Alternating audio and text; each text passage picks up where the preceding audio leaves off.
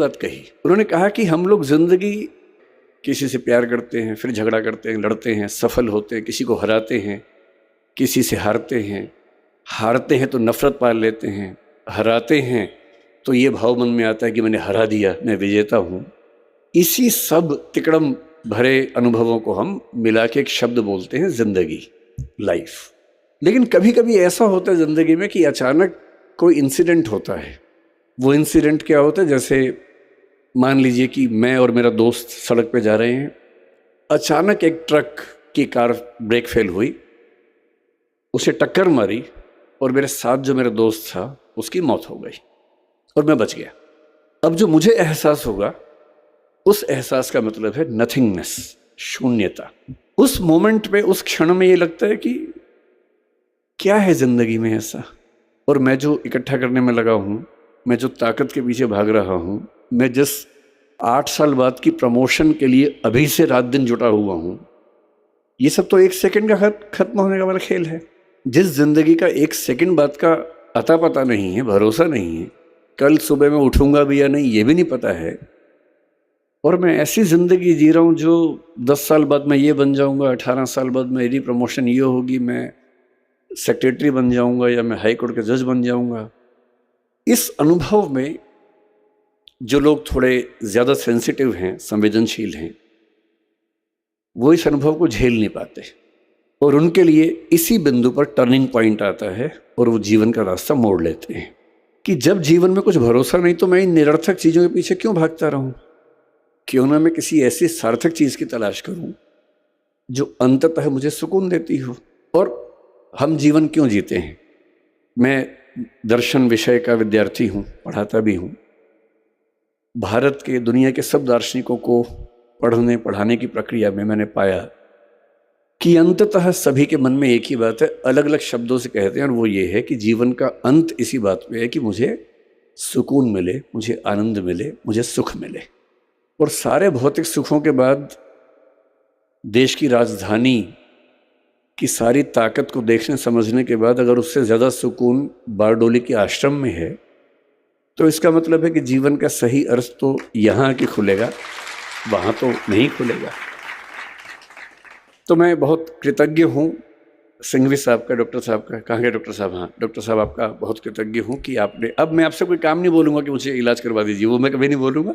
वो तो मेरा शुरुआती लालच था जो मैंने आपको बताया भी नहीं अब तक, और मन में था। और मुझे लगता है कि सच बोल देने से मुक्ति रहती है, झूठ बोलने में बड़ी दिक्कतें हैं, सच बोल देने से आदमी मुक्त रहता है। तो मेरा शुरुआती आपसे जो संवाद था वो लालच की बदौलत था। अब तो हम अच्छे दोस्त हो गए। तो मैं कृतज्ञ हूँ कि आपने मुझे यहाँ बुलाया और इतने सुंदर संसार के बीच में आने का मौका दिया। मैंने जब स्कूल को देखा, मुझे लगा कि टैगोर, महात्मा गांधी और पटेल जैसे एक हो गए हूँ। टैगोर के शांति निकेतन में जो सबसे सुंदर कॉन्सेप्ट मैंने देखा कि क्लासरूम के अंदर पढ़ाई नहीं करनी है, पेड़ के नीचे बैठना है, खुले में बैठना है, प्रकृति में बैठ के पढ़ना है। मैंने देखा कि यहाँ क्लासरूम में चेयर्स हैं ही नहीं, केवल छोटे से स्टूल है, वो उठाना है और पेड़ के नीचे चले जाना है, और जहाँ मन करे वहाँ बैठ के पढ़ना है।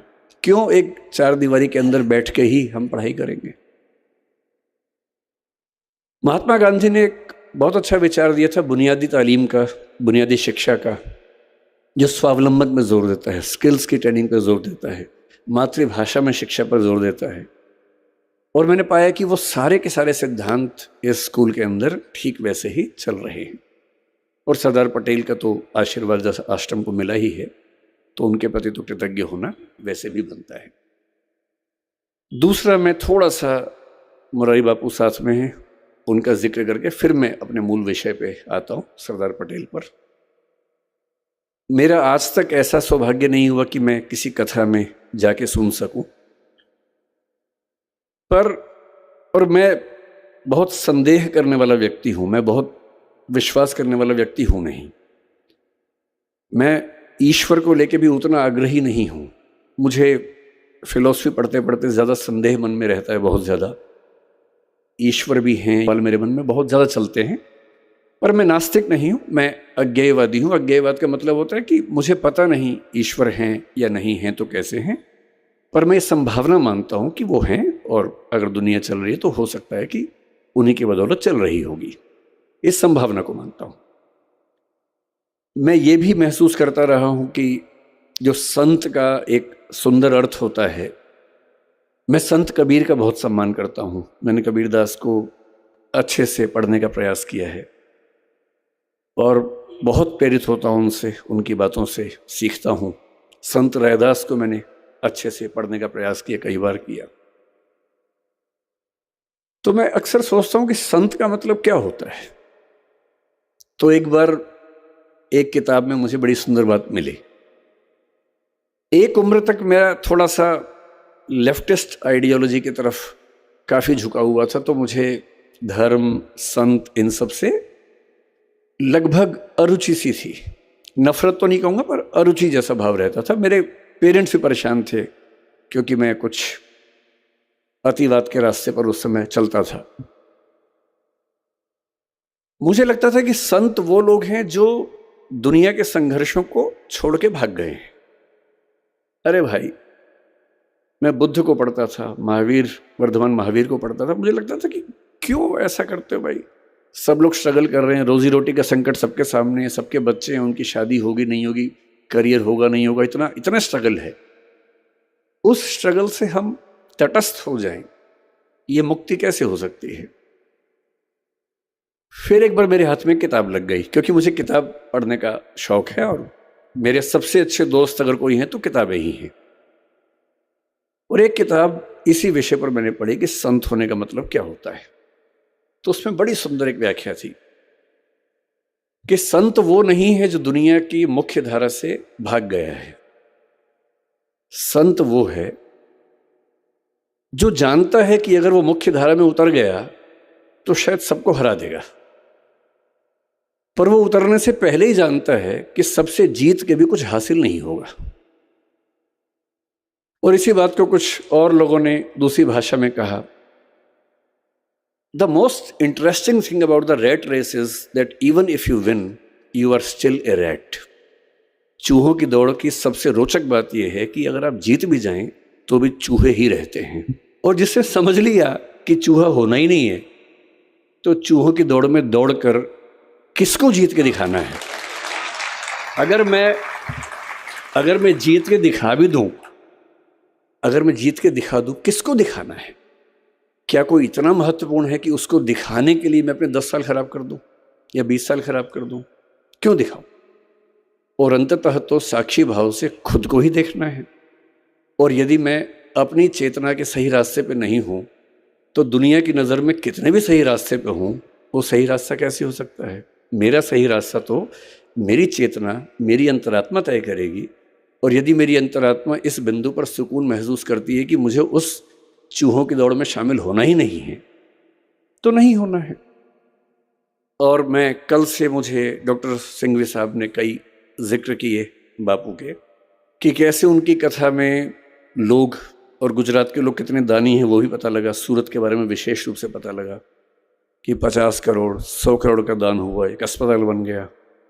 फिर कथा हुई, फिर 125 करोड़ का दान हो गया, इससे एक और अस्पताल बन गया।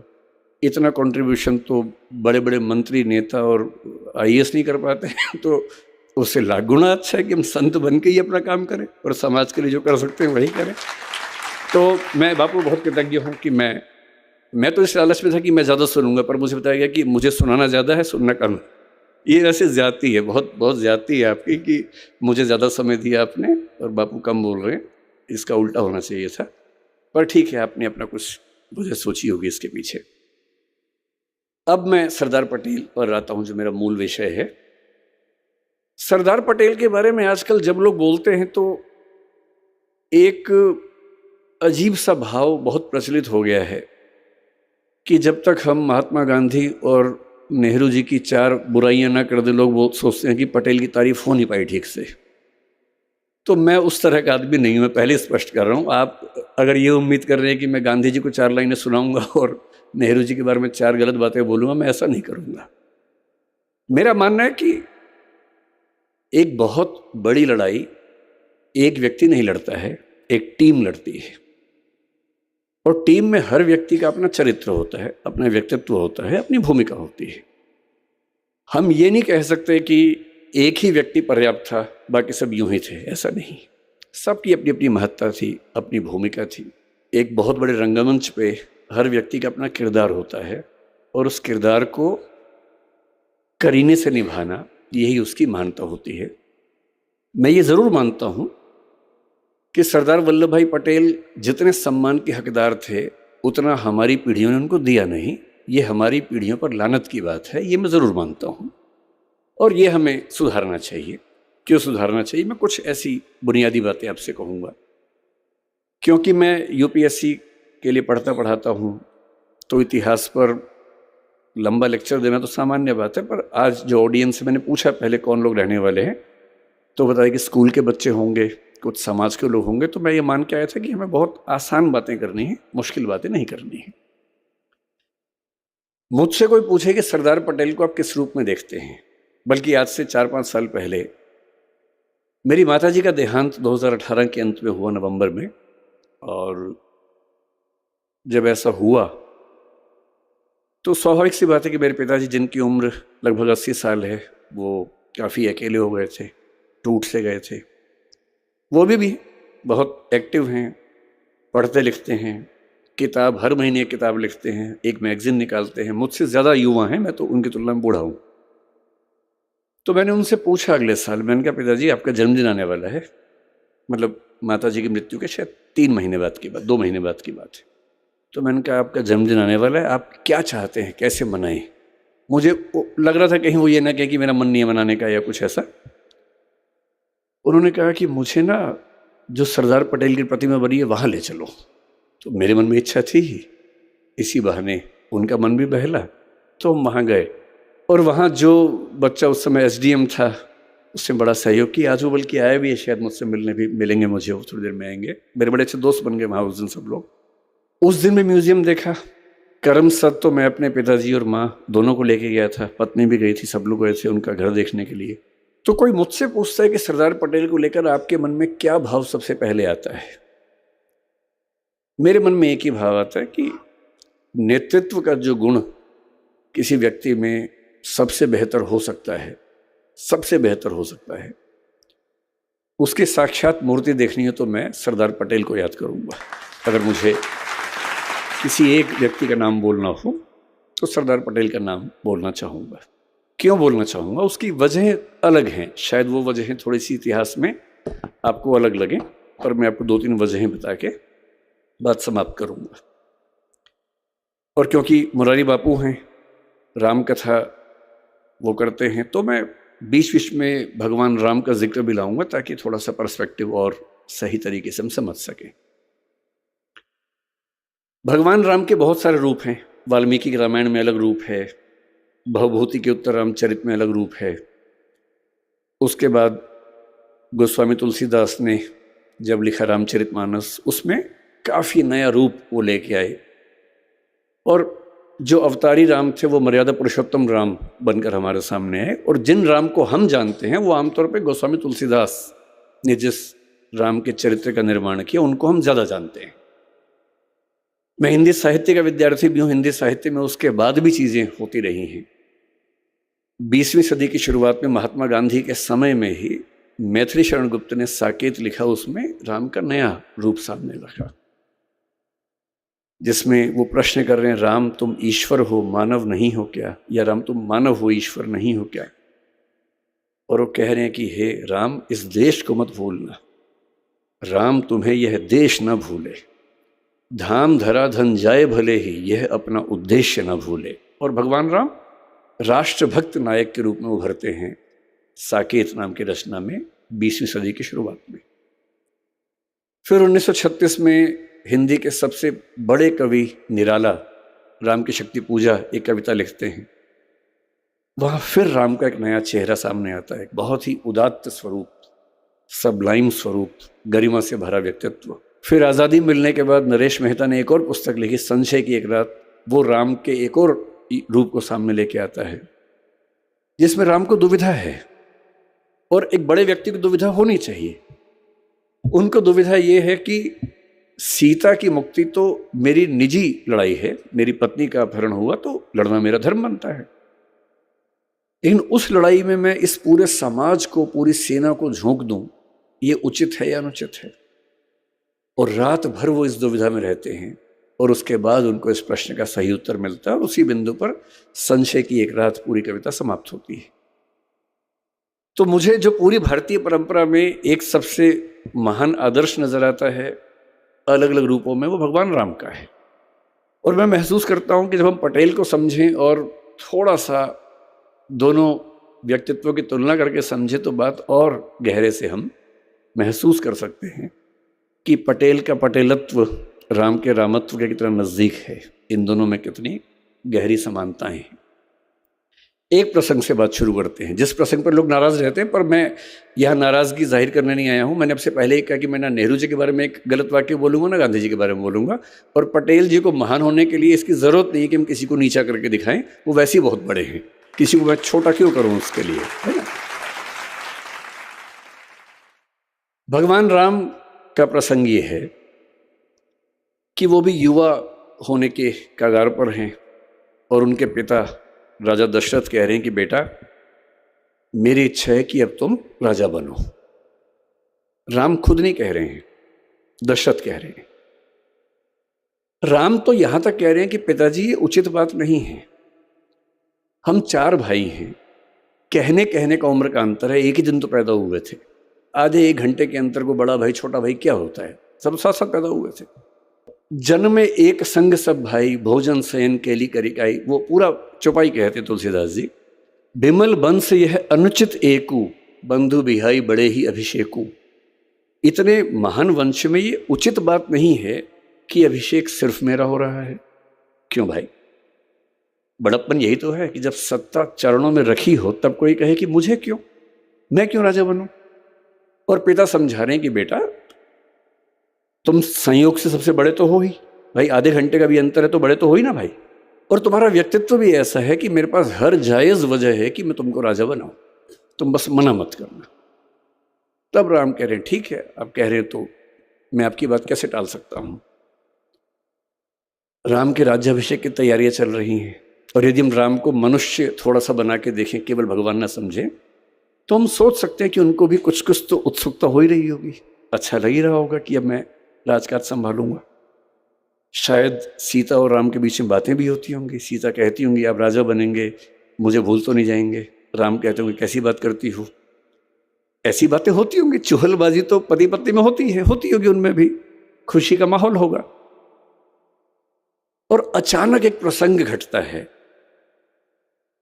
मंथरा कैकेयी को समझाती है कि क्या तुम जानती हो क्या होने वाला है। कैकेयी बहुत खुश है। कैकेयी कह रही कि हाँ, मेरा बेटा राजा बन रहा है, राम राजा बन रहा है। क्योंकि उस समय तक कैकेयी को इस बात का इल्म तक नहीं है कि मेरा बेटा भरत और राम में क्या अंतर है, एक ही बात तो है। और तब मंथरा अपनी बुद्धि से कह रही है, कौन रिप हो हम ही कहानी, चेरी छाणी नहीं हो रानी। कोई भी राजा बने मुझे क्या नुकसान है, मैं तो नौकरानी हूं, रानी थोड़ा ना बन जाऊंगी। पर तुम्हें फर्क पड़ेगा, तुम्हारा बेटा राजा नहीं बन रहा है, कौशल्या का बेटा बन रहा है। और फिर जैसा होता है जिसको हम कहते हैं भड़काना, वो सब चीजें हुई। कैकेयी की बुद्धि फिर गई, ऐसा कह सकते हैं। उनको 2 वरदान याद आए अपने, उन्होंने अपने पति से वरदान मांग लिए। दशरथ धर्म संकट में है, एक तरफ बेटे का मोह, जिस बेटे के लिए वो